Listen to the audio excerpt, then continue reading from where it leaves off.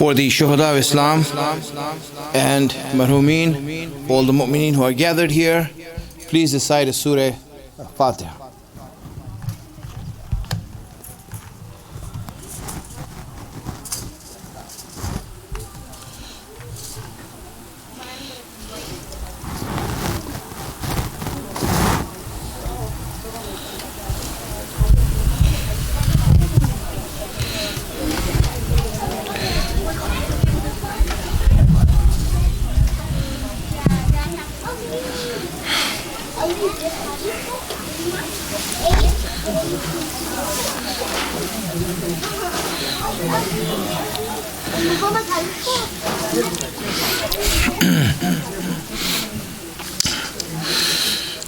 حسبنا الله ونعم الوكيل نعم المولى ونعم النصير أعوذ بالله من الشيطان اللعين الرجيم بسم الله الرحمن الرحيم الحمد لله رب العالمين والصلاة والسلام على أشرف الأنبياء والمرسلين سيدنا ومولانا أبي القاسم محمد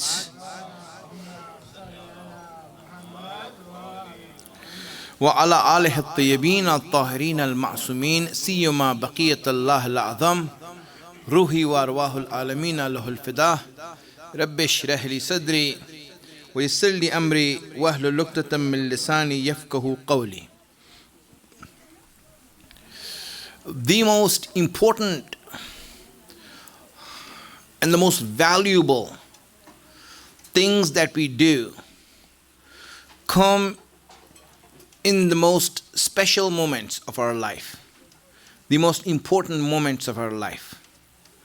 Certain things, if you see that a person in your life that you have gone to, and if you can look at all those moments that made you great, that made you the best that you can be, you will see that those are the places where you were in a special situation or put in a special situation. It's difficulty, whether it's pressure or it's a time of your life which was crucial, where you had come to a crossroad. The decision you made there defined who you are. It defined what you're about.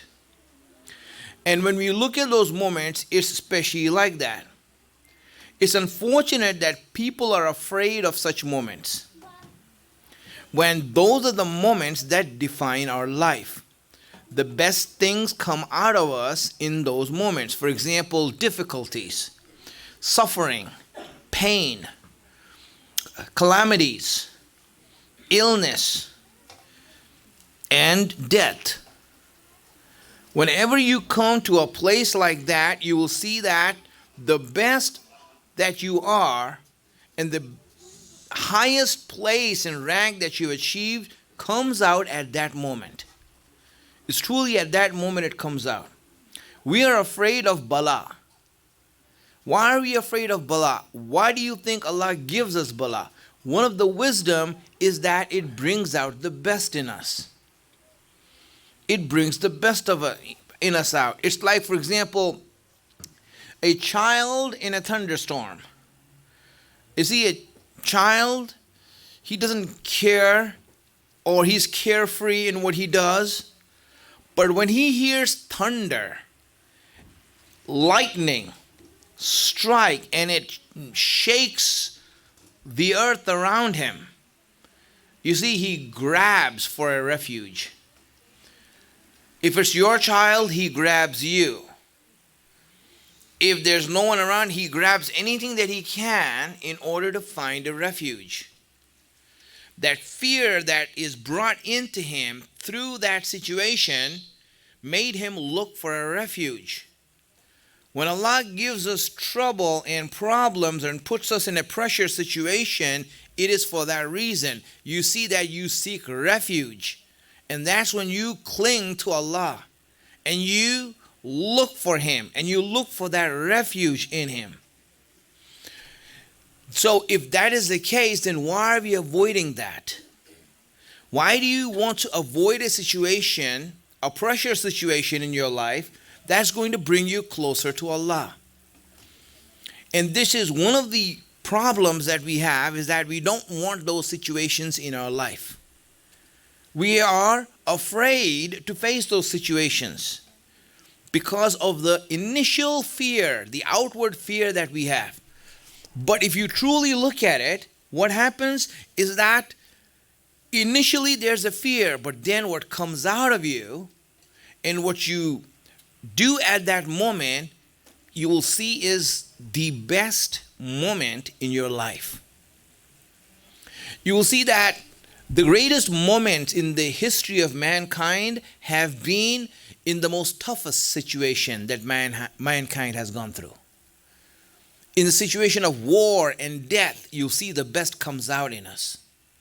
The greatest leaders come out in the time of war and suffering, not in the time of peace. When there's war and when there's difficulties, when there's hardships, you see that, for example, great leaders rise up through that difficulty and through that hardship. But when there's ease and frolicking and parties, then you end up with Donald Trump. And you're like, what happened to us? Where did we go wrong?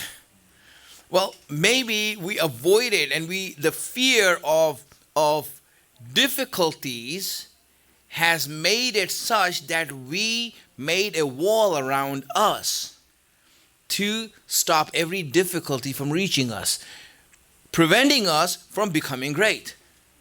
So truly, the best in us comes out in the most difficult moment. When you see, for example, have you ever expressed yourself to your children as to how much you love them and how much you care for them? But when a difficult situation comes and a hard situation comes, you see that you'll find it easy for you to express that and to say that. So why did it take a difficult and a hard situation for you to express your love? Why did it take that? Why couldn't you just say it every day? You see, whatever is inside of you, the best that's inside of you will come out in difficult situations in your life. And in that situation, when you look at it, right, the most difficult situation that you are going to face is the time of your death. You will see that no matter what you have gone through, nothing compares to the time that you are going to die. We know that we are going to die. It's a eventuality. It is a fact that we are going to die. But then when you actually come to it, you will see that it is a completely hard and difficult situation for you to face. I want you to think about it for a minute.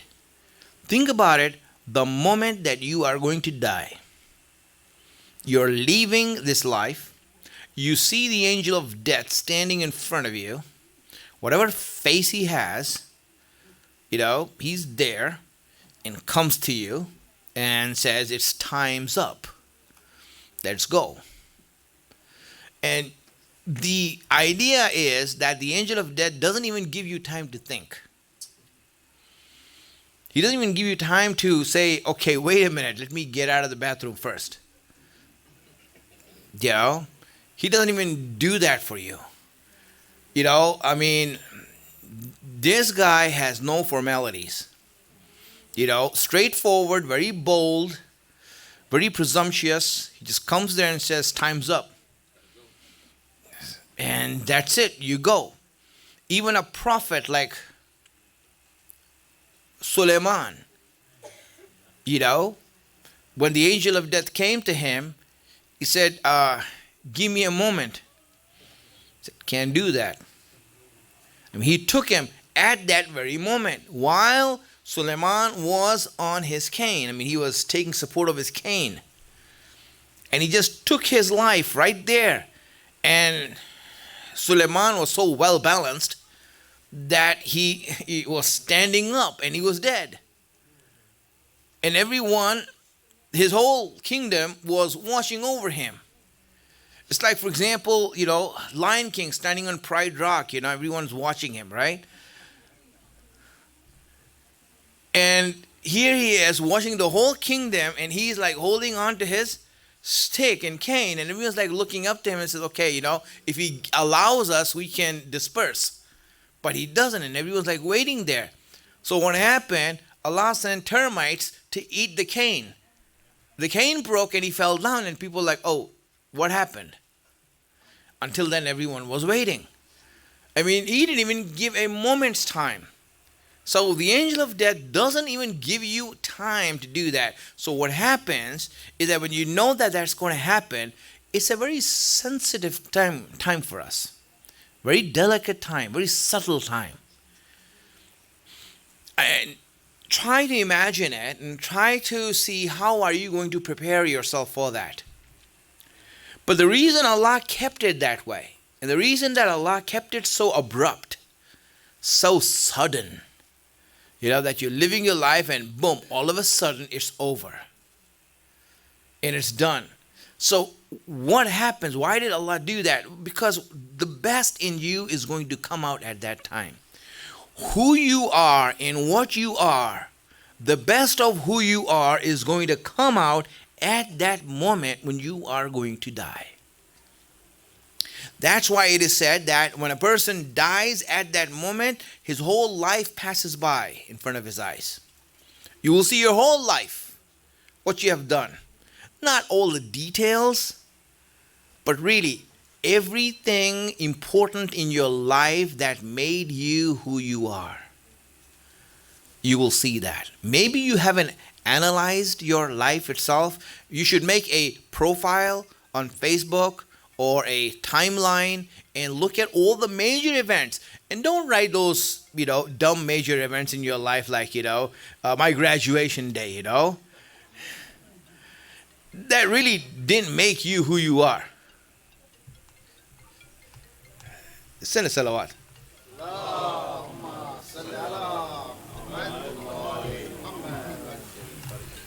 Oh, that's my phone. Salawat.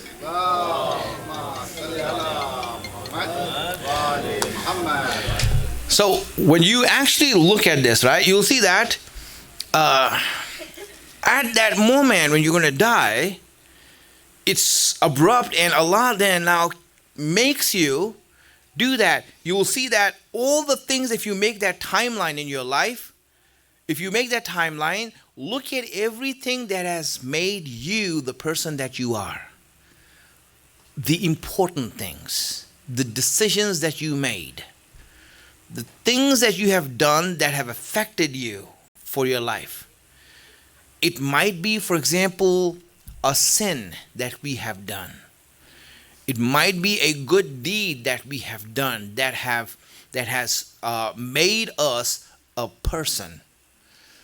It could be anything. Look at your life and see, where did I go wrong? Where did I go right?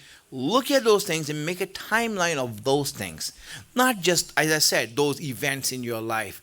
Really, those things have nothing to do with your life. Graduation has nothing to do with who you are. There are things in your life that you have done that makes you who you are. That makes you who you are. And when you look back at those things, then you'll see. The reason I'm mentioning it, because all those things are going to come together, summarized together at the time of your death. And that is what's going to flash. And then the most important thing is going to come out at that moment. Who you are, what you gained is going to come out at that moment that you are going to die. Everything that you have achieved is going to come out at that last moment of your life. Who are you? Before that, it didn't matter. Whatever you did was a practice run. Whatever you said was a practice run. It was a trial. But at the time of your death is who you actually are. That's what's going to come out. And if you can, that's why when Allah speaks about Islam and your practice of your deen in the Quran, He says, make sure that when you die as a Muslim. Why does he say that? Because of this reason. That at the time of your death, it's more important. What you did before, you went to majlis, you went to ziyarat, you went to hajj, all of those things, well and good. But if at the time you die, it was different, then everything changes. Everything is over. That's when you get to know the person, who you are, what you are. You know, a person used to give the azan in a masjid. And this person, all his life, give the azan. Say, Allahu Akbar, La ilaha illallah. Every day and every prayer, he used to give the azan and call the people towards the prayer. And when this person was dying in the state of death, and the people around him were saying, say La ilaha illallah. Talqeen is a way of reminding the person at the time of his death about the important things of his faith. That is going to be his salvation when he dies. They're saying, say La ilaha illallah, say Muhammadan Rasulullah. So this person, he's like, all his life he said it, but at the time of death, he choked. He couldn't say it. He said, I can't. What do you mean you can't? You said it all your life. Say it. Ashhadu an la ilaha illallah, ashhadu anna Muhammadan Rasulullah. Couldn't say it. And you know what? He died without saying it. So what happened is that they didn't know why. What happened? What did he do that made him unable to say it? So what happened is that he used to give the azan all the time. Another person went to give the azan. And if you look at the masjids there, they have a minaret where you go on top and give the azan to the neighborhood. The whole neighborhood then listens to you. They didn't have a microphone and those things those days, so they used to go higher so their voices can reach further. So another person went to give the azan, and as he was giving the azan, he saw that from that minaret, he's able to see into a house where the ladies are working without hijab. They didn't have hijab on, they're working, and you could see it. And he saw that and turned away from there. And, he came down and he told the alim there that, when I go up there, I see this thing and all these things. They realized that that person, while giving the azan, was watching this. Did not do anything or say anything to stop this from happening. Looking at the honor of other people. Right? And this person at the time of death could not say La ilaha illallah, could not say Muhammadan Rasulullah. Really, at the time of death is what it really matters, my friends. What really matters is that's what our whole build-up and whatever we're doing comes to that time, to that moment. And when that moment comes, this is who you are, what you are at that moment. This is what you need to achieve. And what comes out of your mouth at that time, what comes and what you express at that time is the most important thing. Some people are like that. I have a experience. A friend of mine told me this in Iran, right? He used to be a taxi driver. And once he got a call to go to someone's house to get someone to go to the hospital. Person was dying, and so he went there to see, because over there in Iran, right, if you call the ambulance and if you call the taxi comes first, right? And so everyone knows that there. So no one calls the ambulance, they call the taxi, right? Get the taxi here, let's go to the hospital, right? So the taxi, he goes there, and the taxi driver obviously over there, right? They, it's like, for example, when you are going to the hospital, you don't just drop them off there. You help them to go inside and get them registered and all these things. Like, he's your relative, right? But that's how things are there. The environment there is such that everyone will help each other, to make sure that it's done right. So he goes there, and this person, old person, dying, and his son is there with him. So my friend, right, he takes them out of the car, and they take the father inside. The father is dying. He has a heart attack. And so, they said we have to do something right away, whatever it is they did to him, right? And so he just stays there to make sure that everything is all right. He stays there to make sure that everything is all right. So the father goes into unconsciousness, right, as they're going to do their procedure and all these things with him. And he then tells his son that, listen, because as a businessman, right, the main thing in Iran is that the checks that are written to you, it's like cash value. I mean, there's a lot of, in the old days, right, they didn't have bank accounts and this and that. All their income used to be in their pocket, right, in the form of checks and all these things, right? They would have it in their pocket. So he takes out those checks of his business and he gives it to his son. He says, you are my heir after this. Here, go and take it. And blah, blah. So the son takes, he says, don't worry about that. You become good and all these things, He says, it doesn't matter. I might die. I don't know, but here, take it. So he gives it to him and he, goes into unconsciousness. So my friend is waiting there. And then after a while, the doctors are done with the procedure, right? So they ask the son to come inside. He says, he's okay. He's steady now. So, the dad opens his eyes and he looks at his son, right? The son is like, Father, you're good now. You're good. He says, yeah, sure, but give me those checks back.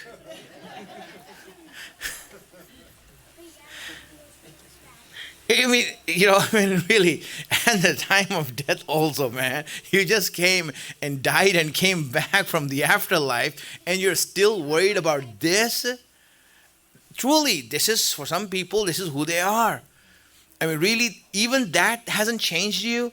So some people are like that. So my friends, the reason I'm mentioning this is that the moment of your death is the most important part of your life. And what comes out at that moment is the crux of who you are. The most important part. That's why, for example, when we look at hadith, when we look at the sayings of the Imams, all the sayings and all hadiths are important.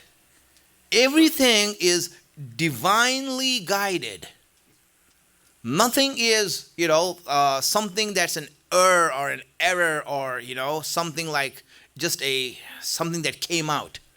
No, everything is rightly guided. Everything that Ahlul Bayt have said, our Imams have said, is true and exact the way that Allah wants it to be revealed.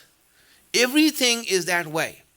But when you look at their lives, you will see that the most important messages came out at the most important times. And the most important time is the time of death. What the Ahlul Bayt have said at the time of death is the most important message that they taught in their ideology, in their thinking. The most important message they want to give is at the time of death. So today, I want to give some things in some hadiths that Imam Sadiq alayhi salam has mentioned on his deathbed. What did the Imam mention on his deathbed? And so for you know that this is the most important thing in the eyes of the Imam. Nothing can be more important than this. Because if this is the last moment and if he has one chance to say anything. For example, when you look at Imam Ali, when he was struck, the one thing that he was telling everyone, is that he says, if my life, really, the people who were walking with him as they were taking him home, the one thing he was repeating to everyone was saying this. You know what he was saying? He says, if my life did not teach you anything, let my death teach it. If you haven't learned about Allah in my life, through my life, then at least learn it from my death, that Ali, the champion of everyone, is also dying. Learn it in my death. Really, at that moment, you see what is important at that moment that Imam Ali has to say that. It's like he, even at that moment, is thinking, this is a lesson for you now. Learn it before I leave. So now Imam Sadiq, when we look at him, you'll see that what was he saying? So, three things I will mention as to what Imam Sadiq said on his deathbed as an advice to us, so that we can see what were the most important things that he said. So, let me just mention that if you send us salawats.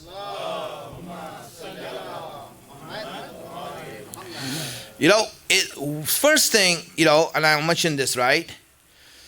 The first thing that Imam said, and he kept on repeating it to the people. Everyone who came and met him, he was repeating it to everyone. On his deathbed, is he mentioned this ayat. Now, there's one ayat he mentioned, one hadith, and one advice. One ayat, one hadith, one advice. Three things he mentioned. So let me say the ayat to you. What ayat was he repeating at that moment of his death? He was repeating one ayat. And when you read that, so if you have the whole Quran, right? And every ayat is important in the Quran. But if you only had chance to just learn one thing in the Quran, then Imam is saying, learn this ayat. Learn this ayat. What is that ayat? He says, فَلَا تَمُوتُنَّ إِلَّا وَأَنْتُمْ مُسْلِمُونَ. He says, do not die until you become a Muslim. Do not die until you are a Muslim. Don't die. Now, really, ayat itself is strange. The meaning is stranger. It is stranger. Why? Because, if I tell you, for example, if I tell you,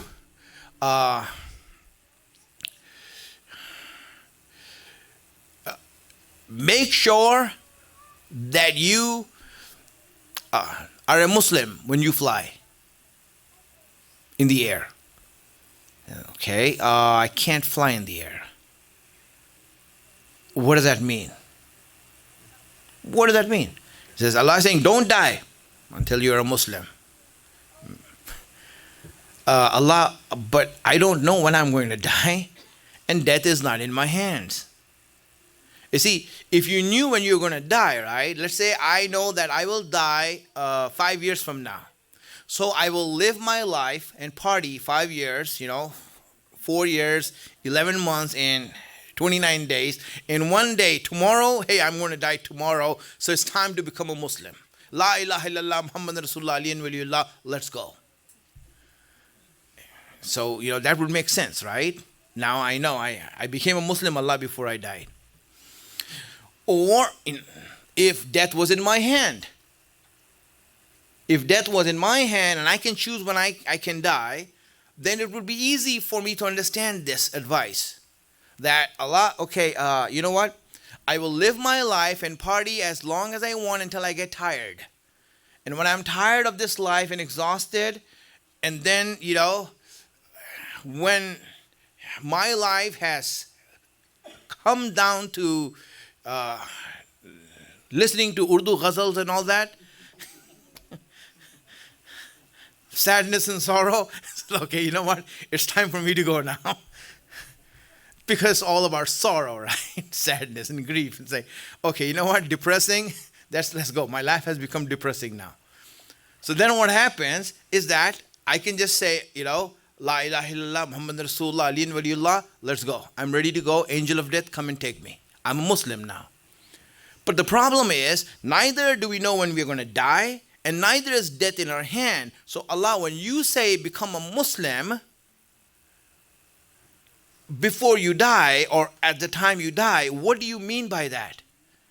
The advice that the Imam is giving is this, my friends. At that moment, he's giving this advice and saying, this is an ayat that you need to highlight, put it on the walls of your house, everywhere you are, and write it down and think about it and ponder over it.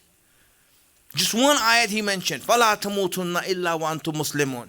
Do not die until you're a Muslim, but death is not in my hand. But do not die until you're a Muslim, but I don't know when I'm going to die. Well, when are you going to die? It could happen any moment. I could die in a year. I could die in a month. I could die in a day. I could die next moment. So, wow, what does it mean? So the Imam is saying, yes, that's true. You can die any moment. So the advice Allah is giving you is to be a Muslim every moment of your life so that you can be certain you die as a Muslim. This is the ayat of the Quran, the meaning of this ayat. Every moment, do not blink, do not turn away, do not ignore, don't think there's going to be tomorrow for istighfar or tawbah or forgiveness or repentance. Do not waste that day, do not waste that moment, because it could be the moment of your death. Be a Muslim all your life, every moment of your life. This is the advice, one ayat that he's repeating for you. And hence, that's one thing he said. Now let me go to the hadith that he said. When the followers and the children, they came, to them he mentions this. And he repeats this for them. He repeats for his followers, Shias, who are around him. He mentions it to them and keeps on repeating to them. He says, what he's saying? This hadith. Inna shafa'atana la tanalu mustaqaffan bis salat.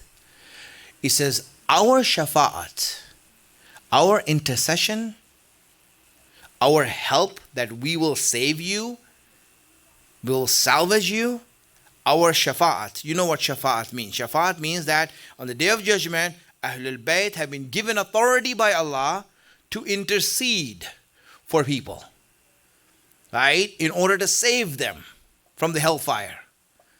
He says that our shafa'at and our intercession can never reach those people who take their prayers lightly. If you do not take your prayers lightly, your namaz lightly, if you take it lightly, he says, we cannot help you. We cannot help you. Our shafa'at cannot come to you. So now I really don't understand the thinking of certain sectors of Shias, who when they speak, about prayers or not even being wajib, let alone that, right? Here he's saying taking it lightly. Mustakhifan means khafif. Khafif means light. Take it light. Take it easy. Take it easy.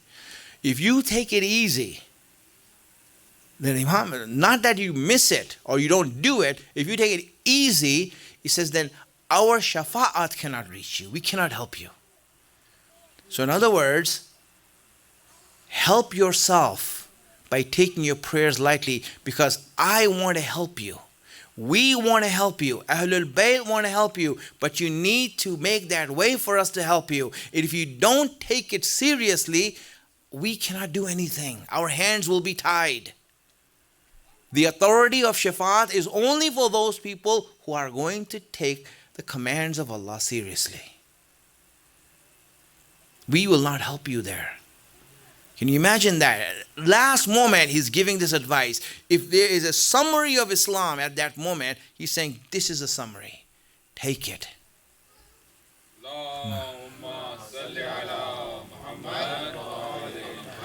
So this is the hadith he mentioned. And the last thing, the advice that he gives, I want to give that also, and that's it. For his children and his people, he said, one advice he gave them. He says, as a practice, as an action, you want to do something? He says, do this. He says, my advice to you is that when you go for Hajj and go to Mina, and in Mina, establish our azadari. Establishing azadari in Mina, doing the majlis of Imam Hussain in Mina. Now the Imam also knows what that means. He knows exactly what he's advising us to do. He says, listen, in the walls of your freedom, it's very easy for you to do this. The essence of azadari is what? What is the essence of azadari? The essence of azadari, the simplest essence of azadari is that to announce to the world that something wrong has happened. Injustice has happened, something wrong has happened, and we are not going to stay quiet about it. We are going to be loud, we will scream to everyone to let you all know that something wrong has happened. And we will not let this wrong be ignored or gone by. So when wrong happens, Go in the midst of those people who need to hear it and let it be known to them that something wrong has happened. This is something that Imam knows what he's doing, what he's advising us. Imam, listen, how about if you go to, Imam Ali Center and do this? He says, no. That's easy. All right, you got the freedom here. In fact, you're encouraged here. Everyone thinks, okay. No, you want to do this? Go there and do it. But you got these Wahhabis here. You got these people over here, What about that? How can we do that? And you see, that's difficult. It's difficult. He says, this is it. My advice to you. The essence of the life of Imam Sadiq is giving to you at the moment of his death. Subhanallah. This is it, my friends. This is who Imam Sadiq was. And he, in that moment, gave it. And his Shahadat, when he's dying, he's saying these things. Think about it for a moment.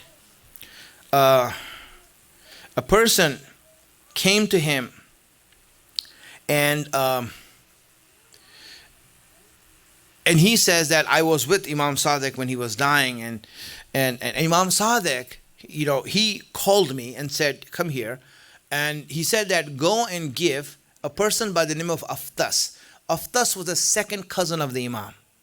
Second cousin of the Imam. Right? From the children of Imam Sajjad. Right? The grandchildren of Imam Sajjad. So he said that go and give 70 gold dinar. He gave him. He says, please give this to Aftas. Now, Aftas was a person who came to kill the Imam. Imam was attacked by his cousin. Aftas, his cousin, the cousin of the Imam, Sayyid from both sides, he came with a dagger to kill the Imam. Imam, he could not hurt the Imam. Imam was saved, but everyone knows it that he was so angry with him that he came to kill him. He had so much animosity, he came to kill him. So this person, the companion of the Imam, says, Mom, this person tried to kill you. Why are you trying to help him? Why are you trying to help him? And the Imam said, because he's my relative.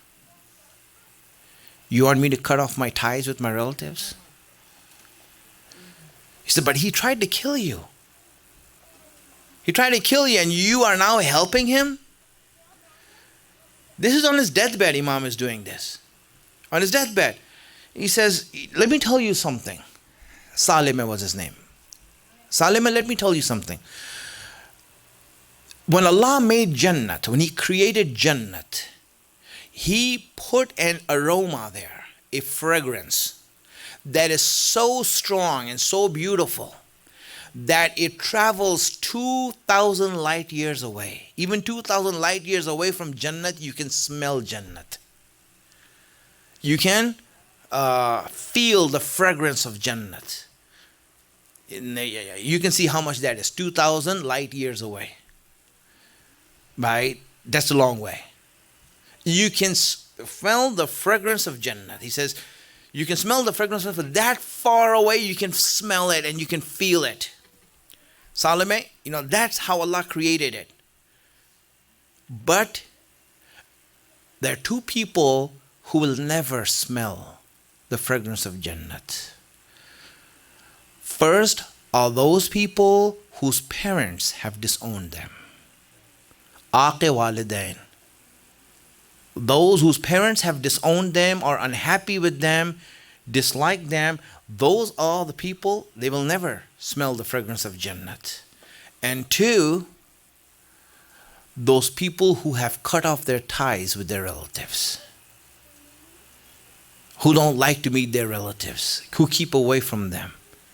They will never smell fragrance of Jannat. Never. Can't. So now, I want you to see this. Imam is saying, at that moment of my death, I want to make sure that I'm not one of those people. Subhanallah. This is La ilaha illallah. On his deathbed, Imam Sadiq called his children and gathered them. He's asked them all, come around and make a circle around me. He is on his deathbed. He said, make a circle around me. And then looked into each child's eyes. He looked into them, and as he looked into them, he says, help yourself by taking your prayer seriously, because our shafaat will never reach those people who do not take it seriously. Everyone he told them. You know, the Imam's house was raided. It was raided. There was a raid on his house, and they put the house in flames. They burned his house. When they burned his house, the Imam walked into the burning house. The house burned down on him. The house burnt down on him. The flames engulfed the Imam. And the Imam survived. And they all saw that the Imam survived. He wasn't hurt by the fire. He said, in two things he said.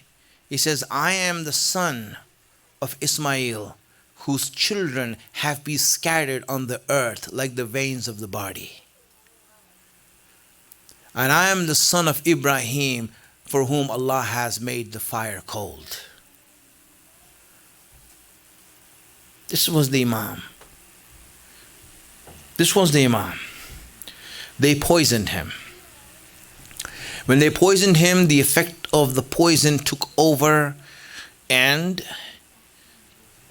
as it took over, everyone was around him, and he died. He became shaheed. He became a martyr at that moment. So now when we speak to the Imam and we call on to him, and we will tell him that, Imam, when you became shaheed and died in your deathbed, and there were children who were around you weeping, and when they gave you the coffin, the shroud, there was cotton to wrap you. There was kafur and camphor for your hunut. There was sidr for your ghusl. There were children to pray for you. There were loved ones for your funeral. There was safety for your procession. There was a grave that was made for your remains. But Imam, on this day of Shahadat, I want to remember your grandfather. There was no hunut. There was no ghusl. There were no rites. There was no coffin. There was no procession. There was no funeral. There wasn't crying. There wasn't any tears. There was just the sand and the wind. There was just the sky and the sun. There were animals. Yes, there were animals. Animals that were looking away in shame, who did not dare to look at the body of Imam Hussein. The birds and the animals, the wild animals, when Imam Hussein lay there on the battlefield of Karbala, they were seen walking away, turning their face away from Imam Hussein. There was silence, deadly silence. Bani Asad was the tribe that came to look at what happened in Karbala. First people who came to look at what happened in Karbala.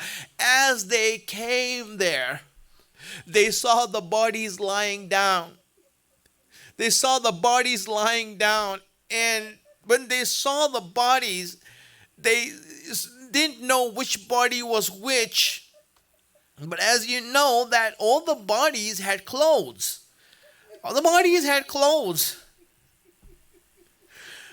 But when they came to this one body that was so mutilated and so disfigured, it did not have any clothes on it.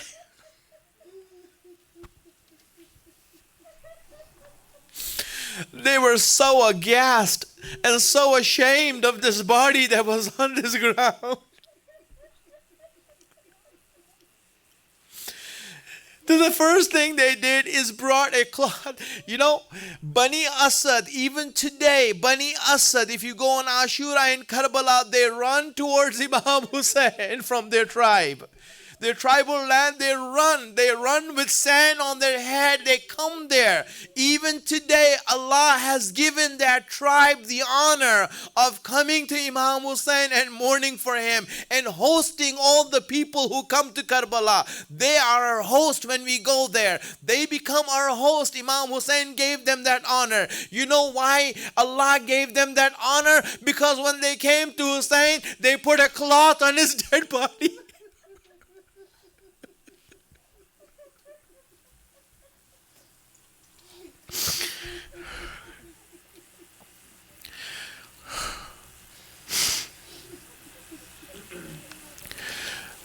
سيعلم الذين ظلموا أي منقلب ينقلبون. يا محمود بحكي محمد، يا الله بحكي علي، يا فاطر السماوات بحكي فاطمة، يا محسن بحكي حسين، يا قديم الحسن بحكي حسين. Allah, we ask you to give us the tawfiq to be on the right path, the wisdom to understand your guidance. Hasten the reappearance of our Imam. Make us his helper when he comes. Wa akhiru da'wana alhamdulillah rabbil alameen. Matam Hussein. Ya Hussein. Ya Hussein. Ya Hussein.